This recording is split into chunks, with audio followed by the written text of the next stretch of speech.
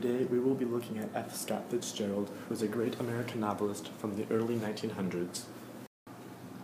Francis Scott Key Fitzgerald was an American author of novels and short stories, whose works are the paradigm writings of the Jazz Age, a term he coined himself.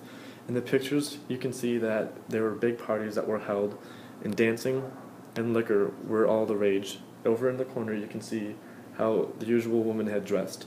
And in the center picture here is an extravagant party that was going on at the time. But this photo is from the 2013 adaptation of The Great Gatsby.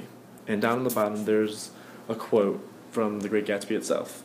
"And I like large parties. They're so intimate. At small parties, there isn't any privacy." Now we come to some of his great works. He had 4 finished novels: This Side of Paradise, The Beautiful Damned, The Great Gatsby, which was his most famous, and Tender is the Night. He had a 5th book, but it was unfinished. It was called The Last Tycoon, but eventually developed the name The Love of the Last Tycoon.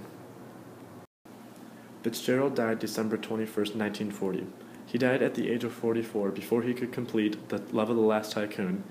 And you can see here, below his tombstone, there's a quote: "So we beat on boats against the current, borne back ceaselessly into the past." This is the quote that Fitzgerald uses to end the novel The Great Gatsby. F. Scott Fitzgerald's legacy lives on. In the 21st century, millions of copies of The Great Gatsby and his other works have been sold, and Gatsby, a consistent bestseller, is required reading in many high schools and college classes. The Great Gatsby has been the basis for numerous films of the same name, spanning nearly 90 years. In 1926, 1949, 1974, 2000, and the upcoming 2013 adaptation. He is also the namesake of the Fitzgerald Theater in St. Paul, Minnesota.